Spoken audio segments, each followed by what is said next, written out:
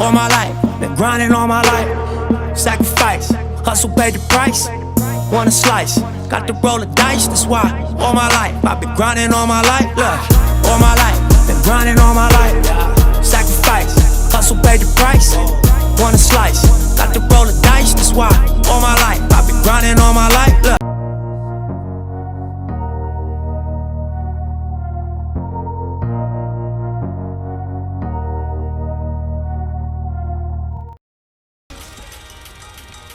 On the mound, the legendary Leroy Satchel Paige. Arguably the greatest pitcher this sport has ever seen. We know for certain the oldest rookie in the history of Major League Baseball. Now, Major League Baseball says that Satchel was 42 years old when he finally got his opportunity to pitch in the major leagues with then the Cleveland Indians. Most who knew Satchel believed that he was at least 10 years older than he claimed to be. Satchel was likely born into the early to mid-1890s in Mobile, Alabama. And so that birth record was typically kept in the back page of the family Bible. And according to Satchel, the goat ate that page out the Bible. His original tombstone has a question mark by his birthday. Yeah, the old man literally took it with him to his grave. But when we talk about Satchel Paige, there is really no one to compare him to. Not someone who combines the longevity. By his estimation, he pitched in over 2,600 games. The great stuff. Recorded some 55 no-hitters and only God knows how many strikeouts. And the charisma. He could sell it. Yeah, he could sell it, but he could also back it up. There will never, ever be another Leroy Satchel Paige. Satchel famously had names for his pitches. So he didn't have fastball, curveball, changeup. No, not Satchel. Satchel had what he called his midnight creeper. He had the two-humper. He had the back dodger. He had the hesitation pitch. He had the long tom, the short tom, the jump ball, the trouble ball, the radio ball, the wobbly ball, the dipsy-do. And he also had a pitch that he famously called his B-ball. You know why he called it the B-ball? Because Satchel says, it bees where I want it to be when I want it to be there. And so he had all the stuff you needed to be a star, and he was just that. He was not only the Negro League's biggest and brightest star, but he was one of the biggest stars in baseball history.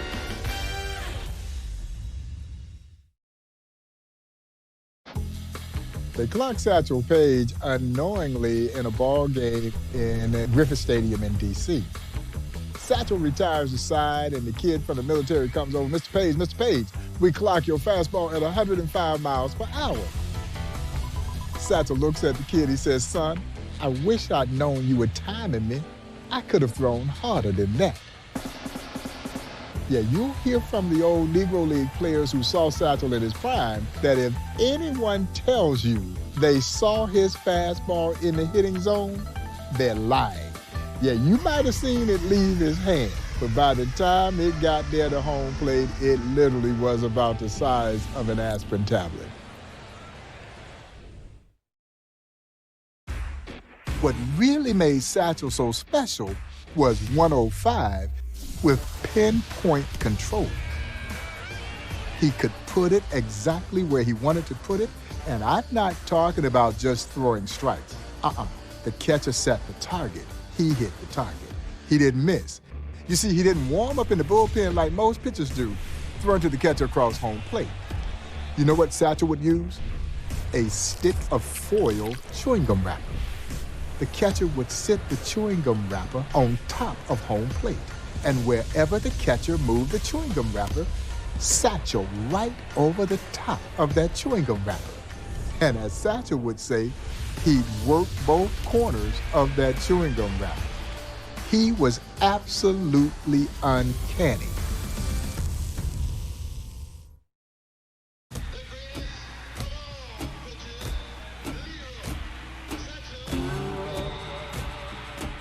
One of my favorite Satchel Paige stories involves the old man pitching in the Denver Post tournament.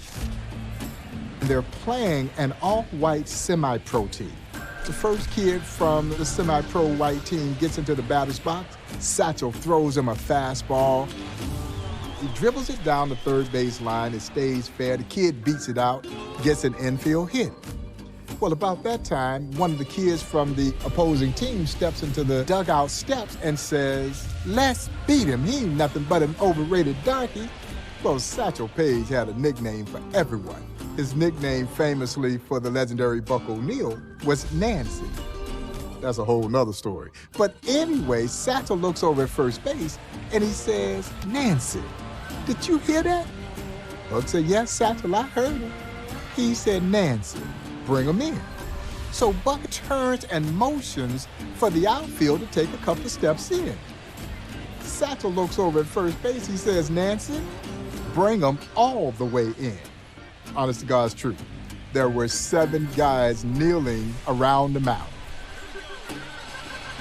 And Satchel strikes out the side on 9 straight pitches. He looks into the opposing team's dugout and says, "Overrated darky hate." But the legendary Buck O'Neil always said, if he had one game to win and any choice of any pitcher from any era, it would be the legendary Satchel Paige. He says you might beat him when he was out there messing around, but when he was locked in, forget about it.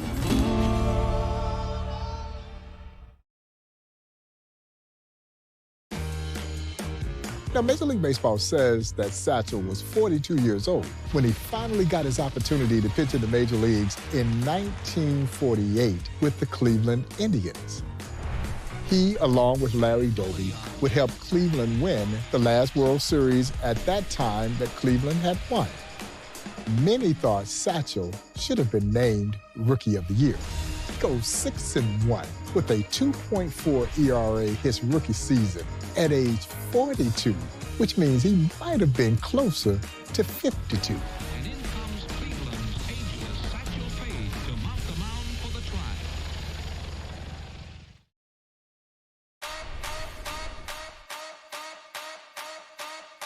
Now, Satchel in 1965 is believed to be 59 years old if you believe he was born in 1906, which I do not, but for the sake of the story, we'll say that he was indeed born in 1906.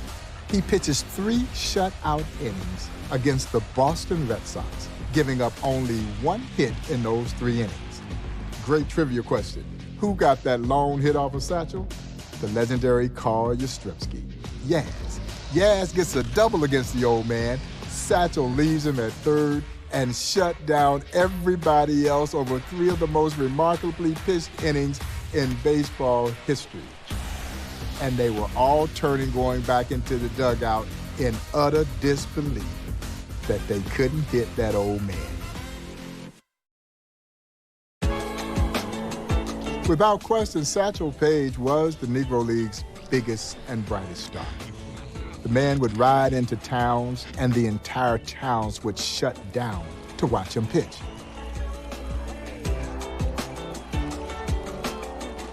Everyone wanted to see the old man do his thing.